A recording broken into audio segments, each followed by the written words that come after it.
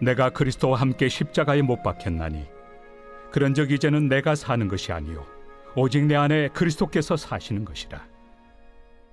이제 내가 육체 가운데 사는 것은 나를 사랑하사 나를 위하여 자기 자신을 버리신 하나님의 아들을 믿는 믿음 안에서 사는 것이다. 내가 하나님의 은혜를 패하지 아니하노니 만일 의롭게 되는 것이 율법으로 말미암으면 그리스도께서 헛되이 죽으셨느니라.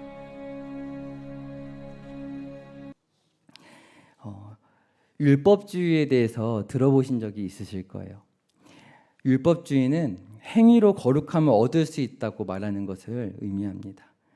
그래서 세상의 많은 종교들을 보면 이 율법주의를 기초로 하고 있는 것 같아요. 가톨릭은 날마다 고해성사를 하고 미사에 참석하는 것이 의롭게 되는 것에 영향을 미친다라고 그렇게 얘기를 하고 그렇게 해야 구원을 받는다 말합니다. 불교에서도 참선을 하고 선행해야 한다고 말하고요. 이슬람교도 코란에 나와 있는 그런 명령들을 잘 지켜야 그리고 자신의 생명을 버리기까지 해야 구원을 얻을 수 있다라고 그렇게 얘기를 합니다. 그렇게 행위가 의로움을 얻는데 연결된다, 구원을 얻게 되는데 반드시 필요하다라고 말하는 것이 율법주의입니다. 그러나 기독교도 과연 그럴까요? 그렇지 않죠. 맞습니다. 그런데 이러한 율법주의, 즉 행위를 강조하는 이러한 내용이 교회 안에서도 충분히 있고 너무나 많이 우리의 삶 가운데 존재한다는 것을 경험하고 살아가는 것 같습니다. 그 증거가 무엇일까요? 그것은 자신의 삶에 대해서 그리고 다른 성도의 삶에 대해서 정죄하는 그런 모습이 보이는 것입니다. 자신의 행위를 보고 하나님이 자신을 사랑하시는지 여부가 달라진다라고 믿는 것이 바로 그런 것이죠. 이렇게 되면 자신의 연약함을 발견하게 되고 깨닫게 되었을 때 나의 구원을 의심하게 됩니다. 혹시 그런 적은 없으셨나요? 하나님을 향한 예배의 감격이 사라지는 것뿐만이 아니라 내가 정말 구원을 받을 수 있을까? 이런 의구심이 드는 것이죠. 이런 율법주의의 영향은요, 다른 사람에게까지 영향이 미칩니다. 저 사람은 저렇게 행동하는 걸 보니까 구원을 받지 않은 것 같아 라고 생각하게 되는 것이죠. 그리고 구원을 자신의 행위에 의지하다 보면은 결국엔 자기 스스로 연약하다는 것을 인식하고 노력하게 돼도 어떻게 살아도 내가 의롭게 될 수 없으니까, 율법을 지킬 수 없으니까 그냥 편안하게 살아야겠다. 그래도 하나님은 나를 구원해 주실 거야 라고 생각하게 되기도 합니다. 이것이 교회 안에서 내가 행위로 구원을 얻을 거야 라는 생각을 갖고 있을 수 있다는 증거인 것이죠. 이런 안타까운 생각이 오늘 저희가 함께 읽었던 이 갈라디아 교회에 있었던 것 같습니다. 그래서 사도 바울이 이렇게 편지를 하고 있어요. 1장 6절의 말씀을 같이 한번 보실까요? 그리스도의 은혜로 너희를 부르신 이를 이같이 속히 떠나 다른 복음을 따르는 것을 내가 이상하게 여기노라 라고 사도 바울이 편지를 하고 있습니다. 사도 바울도 갈라디아 성도들도 모두 하나님께서 거룩한 하나님의 자녀로 불러 모아주셨습니다. 어떻게요? 6절의 말씀을 보니까 그리스도의 은혜로 너희를 부르셨다라고 이렇게 사도 바울이 고백해요. 그래서 3절에서도 15절에서도 보니까 하나님께서 은혜로 우리를 구원해 주셨다는 것을 계속 강조를 합니다. 사도 바울도 마찬가지고 이 갈라디아 성도들에게도 오직 은혜로 구원을 받았다는 것을 이미 배웠고 경험해서 고백한 바였습니다. 그런데 그들이 현재 다른 복음을 쫓고 있다라고 사도 바울은 지금 말하고 있는 것이죠. 그러면서 사도 바울은 2장에서 베드로를 책망했던 일을 얘기를 합니다. 말씀을 보시면 베드로가 이방인과 식사를 하던 중이었습니다. 그때 유대인들이 찾아온다고 하자 그 자리를 피하는 그런 사건이 있었죠. 그 일을 말하면서 베드로의 그 외식 외식하는 행동으로 그 자리에 있던 바나바도 유혹을 받았고 수많은 사람들이 같이 외식하게 되었다고 말하면서 이렇게 말합니다. 율법과 할례나 행위에 의지하는 것이 과연 옳으냐? 라고 그렇게 사도 바울이 말합니다. 그것이 아니라 우리는 은혜로 구원을 받은 것이 아니냐? 이렇게 말하고 있어요. 사탄의 교묘한 공격 앞에 사도였던 베드로도 무너졌습니다. 그리고 오늘 갈라디아 성도들에게도 사탄은 광명한 천사의 모습으로 위장해서 공격해 옵니다. 바로 율법주의라는 것입니다. 그래서 우리가 은혜로 구원을 받을 수밖에 없는 이유는 율법의 행위로는 의로움을 얻을 육체가 없기 때문이라는 것을 사도 바울은 가르쳐주고 싶어서 이 갈라디아서를 쓰고 있는 것이죠. 다른 많은 종교들을 보면 행위로 의로움을 얻으라고 말합니다. 그러나 예수님 안에서 우리가 구원을 받았다고 할 때는 행위로 그것을 절대 얻을 수 없다라고 가르치는 것이죠. 왜냐하면 하나님께서 우리에게 요구하시는 그 의로움의 기준이 사람이 생각하는 거랑은 차원이 다르기 때문인 것입니다. 그래서 갈라디아서 2장 16절의 말씀을 다 같이 한번 보실까요? 사도 바울이 이렇게 고백합니다. 사람이 의롭게 되는 것은 율법의 행위로 말미암음이 아니다. 오직 예수 그리스도를 믿음으로 말미암는 줄 알므로 우리도 나도 너희도 그리스도 예수를 믿나니 이는 우리가 율법의 행위로서가 아니고 그리스도를 믿음으로써 의롭다함을 얻으려 함이라. 율법의 행위로서는 의롭다함을 얻을 육체가 없느니라. 아멘. 이 당연해 보이는 말씀을 사도 바울이 왜 이렇게 장황하게 길게 말하는 것일까요? 지금 이미 구원을 받았고 예수님을 영접한 이 성도들에게 너무나 넘어가기 쉬운 이 사탄의 교묘한 유혹을 이길 수 있도록 지금 가르쳐주고 싶어서 그런 것이죠. 세상 사람들은 적당히 남에게 해를 끼치지 않고 잘 살아가면 의로운 것이라고 생각을 합니다. 그러나 우리가 보기에 의로운 것이라 할지라도 하나님의 기준에는 미치지 못한다는 것을 지금 사도 바울은 다시금 기억하라고 하는 것이에요. 내가 거룩하니 너희도 거룩하라고 하나님 말씀하셨는데 그 하나님의 거룩하심에 율법을 지킴으로 다다를 수 없다는 것이죠. 그래서 우리가 거룩하려면 거짓도 없어야 되고 어떠한 티끌만큼의 죄도 없어야 하며 우리의 말과 행동에 동기까지도 우리의 마음의 동기까지도 잘못된 것이 아무것도 없어야 한다는 것입니다. 태어나서 죽을 때까지 조금의 악도 존재하지 않아야 하는데요. 저와 성도님들 가운데 이러한 기준에 도달할 수 있는 사람이 한 사람이라도 있을까요? 없습니다. 전혀 없습니다. 우리 중에 누가 하나님같이 거룩하다고 주장할 수 있을까요? 그럴 수 없습니다. 아무리 하나님께서 율법을 주셨다고 할지라도 그렇게 될 수 있는 사람은 한 사람도 없죠. 그래서 얼마나 어리석은 일인가를 지금 사도 바울이 얘기를 해주고 싶은 거예요. 그래서 갈라디아서 3장 1절의 말씀을 보면요, 사도 바울이 이렇게 말합니다. 어리석도다 갈라디아 사람들아, 예수 그리스도께서 십자가에 못 박히신 것이 너희 눈앞에 밝히 보이거늘 누가 너희를 깨더냐. 눈앞에 밝히 보일 만큼 너무나 분명히 그 구원의 감격을 경험했고 확신도 있었는데 왜 이렇게 꾀임에 넘어가고 만 것일까요?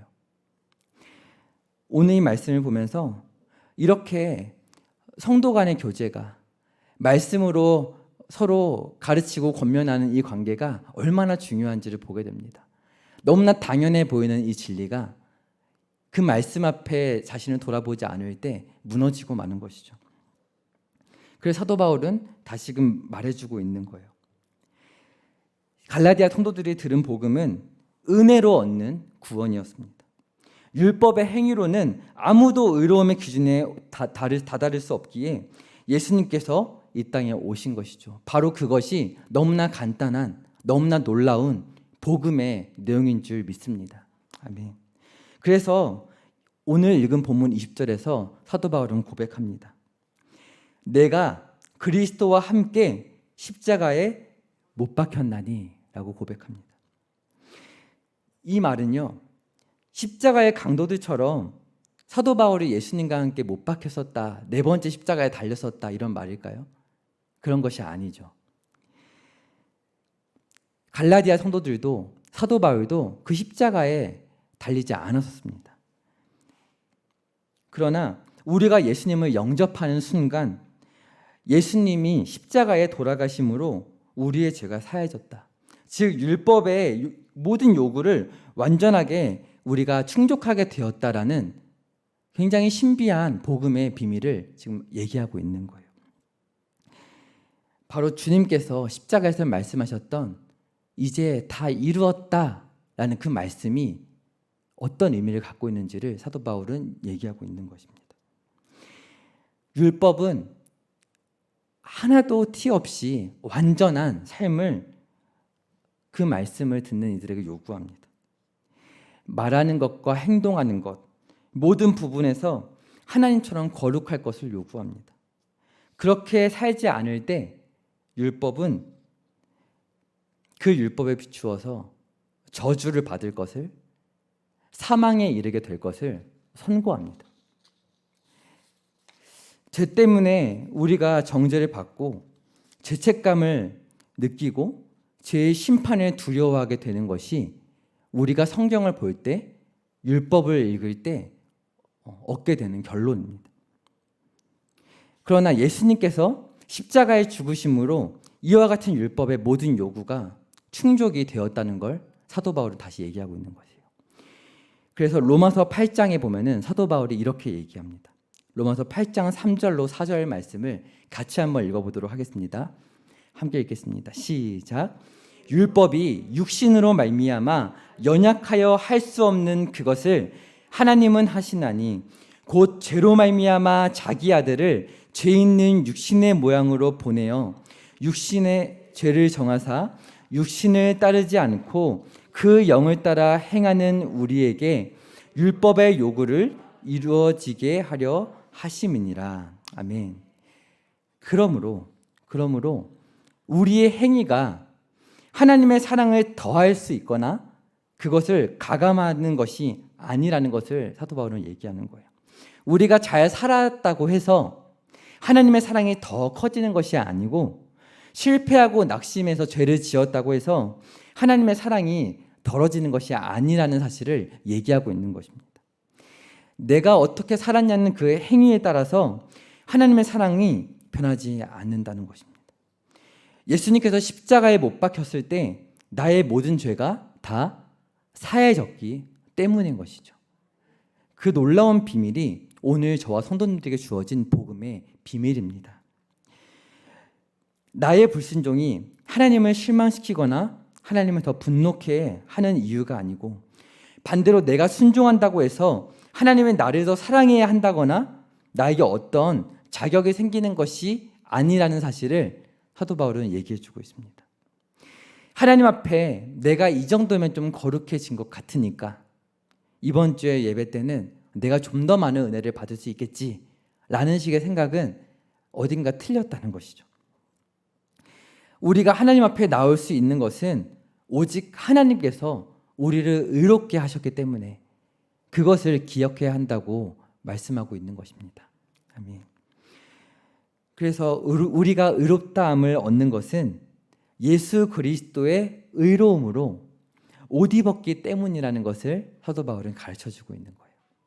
우리는 의롭지가 않은데 우리가 여전히 의로운 삶을 살 수 있는 것도 전에는 의로운 삶을 살 수 없었는데 이제는 조금씩 의로운 삶을 사는 법을 배울 수 있는 것도 우리가 영원히 예수님의 의로움을 옷 입고 있기 때문이라는 것을 사도 바울은 고백합니다. 이런 놀라운 표현이 갈라디아서 3장 27절에 나와 있습니다.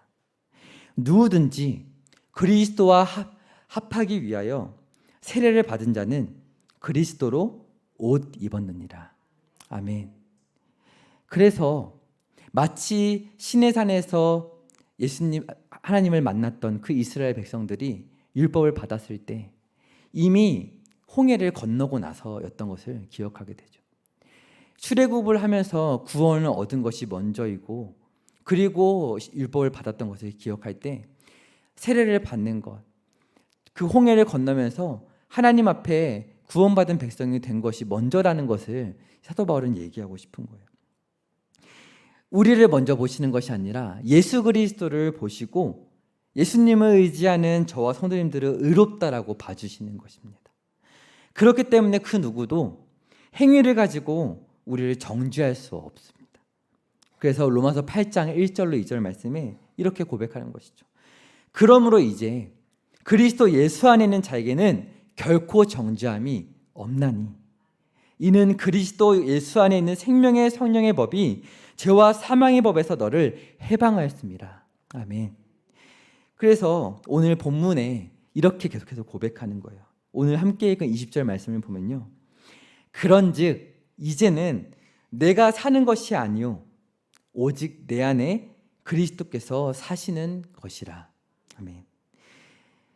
이 말은 마치 사도 바울이 이제 나는 내가 아니다. 나는 영혼이 없는 사람처럼 그냥 그렇게 살아간다 이런 말이 아니라 내 생각과 의지를 무조건 버리고 수동적으로 살아간다는 말이 아니라 우리 안에 뭔가 신비한 변화가 생겼다는 걸 말하고 싶은 거예요.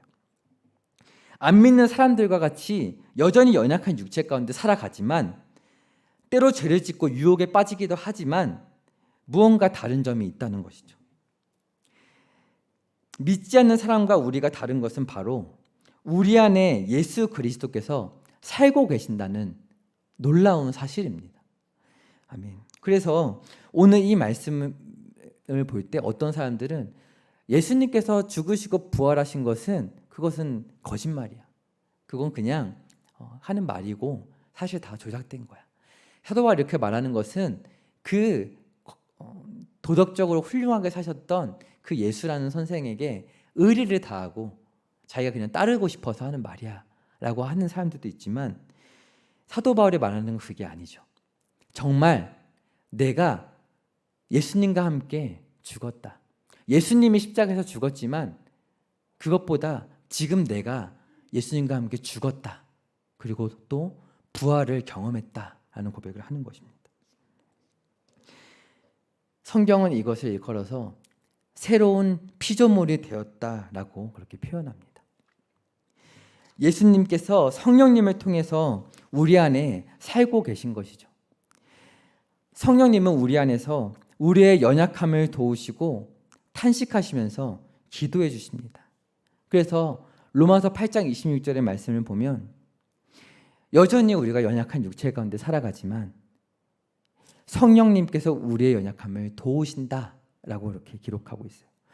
우리가 그래서 마땅히 기도할 바를 알지 못하고 예수님을 닮지 못한 것 같아도 오직 성령님께서 말할 수 없는 탄식으로 우리를 위해 친히 간구하여 주신다라고 그렇게 말씀하고 있습니다. 그것이 우리 안에 예수님께서 나와 같이 살아가신다는 증거라고 말씀합니다. 우리는 믿지 않는 사람과 똑같이 연약한 육체를 가지고 살아가지만 우리 믿는 자 안에는 성령님이 함께 하신다는 것이죠. 그래서 우리가 어떻게 살아가는지 잘 모를 때에 성령님은 그것을 잘 알고 계시는 거예요.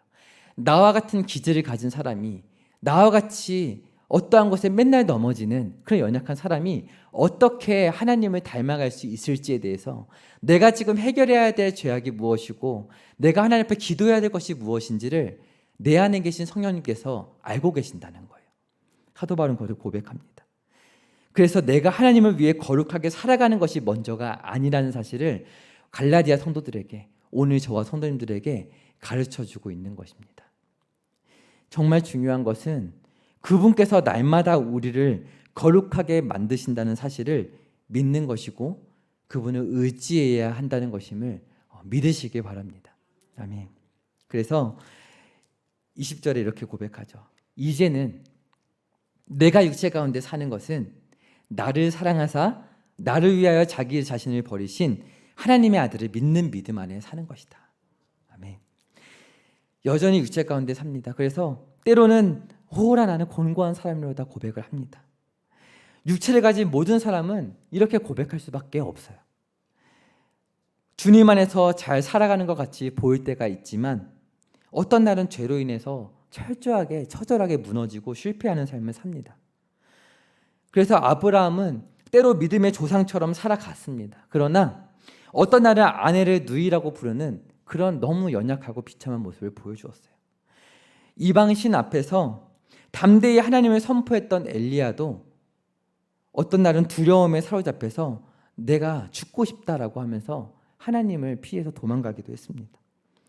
오늘 저와 성도님들에게도 이런 연약한 모습들이 너무 많이 보이는 것이 사실입니다. 그래서 사도 바울은 이러한 육체를 의지하여 사는 것이 아니라 나를 사랑하사 나를 위해 목숨을 버리신 하나님의 아들을 믿는 믿음 안에서 살아야 된다라고 말하고 있는 것입니다.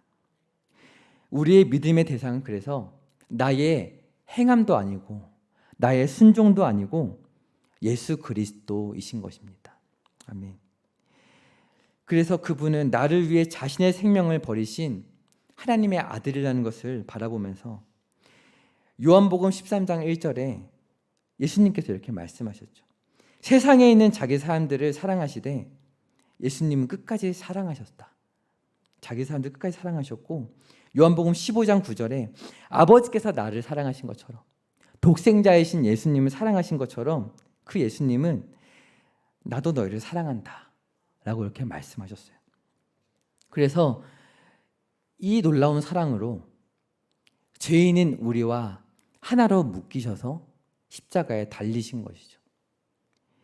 그래서 그것을 믿고 깨닫는 모든 사람 영혼들에게 그 죄가 사함을 받는 그런 놀라운 은혜를 주시는 것입니다.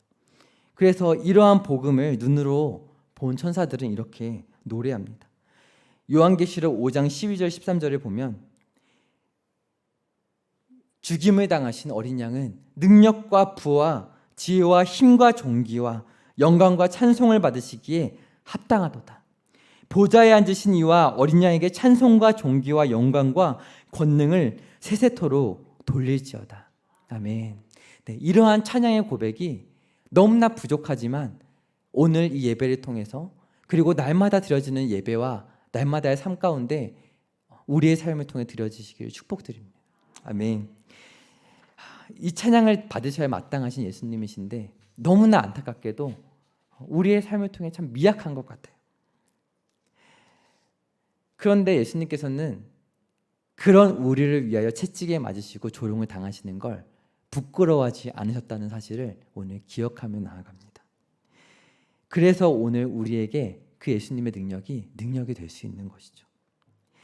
12군단에 더 되는 천군 천사를 거느리시고 십자가에서 내려오실 수도 있으셨지만 오늘 우리의 능력이 되시기 위해서 사도 바울의 그 믿음의 고백을 허락하시기 위해서 그렇게 참으셨던 것이죠. 그래서 나를 사랑하사 나를 위하여 자기 자신을 버리신 하나님의 아들을 오늘 또 바라보라고 사도 바울은 그렇게 가르치고 있는 것입니다. 그래서 오늘 이 말씀을 보면서 우리의 순종이 소용이 없는 것인가 라는 생각을 들게 만들 수도 있는데요. 사실 그런 것이 아니고요. 우리는 의롭다함을 얻기 위해 거룩한 삶을 사는 것은 아니지만 그러나 우리를 의롭게 하시고 능력 있게 하시기에 거룩한 삶을 열매를 맺고 살아가는 것 너무나 중요하다는 것도 기억해야 할 줄 믿습니다. 예수님 믿고 의지하면 마음껏 살아도 된다는 것이 아니라 날마다 한없는 은혜의 샘을 공급하시는 예수님께 나아가야 되는구나 라는 사실을 고백해야 하는 것이죠. 순종한다는 것은 하나님을 사랑하는 증거입니다. 그리고 순종은 하늘에 속한 모든 신령한 복들을 오늘 우리에게 가져다주는 귀한 통로가 되는 줄 믿습니다. 우리에게 예비하신 복이 너무나 많습니다. 이 땅을 하루라도 더 살아가는 동안 마치 자식이 부모를 닮고 부부가 서로 닮아가는 것처럼 우리가 순종하는 삶을 살아갈 때 하나님의 형상을 닮아가게 되는 것입니다. 그래서 순종하는 사람은 하나님과 더 친밀한 삶을 누리면서 살아가게 되는 것이죠. 어떤 사람은 순종하는 것보다 친밀한 관계가 중요하다 하지만 친밀한 관계가 유지될 수 있는 비결은 그 부모님을 닮아가는 자녀의 모습에 있는 것 같아요. 그래서 오늘도 삶을 살아가시면서 정말 내가 그리스도와 함께 십자가에 못 박혔고 그로 말미암아 하나님을 닮아갈 수 있다는 이 놀라운 복음의 비밀을 입술로 고백하시고 오늘 이 예배를 드리러 나오신 그 믿음처럼 그 능력에 따라서 내가 하루하루 살아가겠노라 고백하는 귀한 성도님들 되시기를 축복드립니다. 아멘.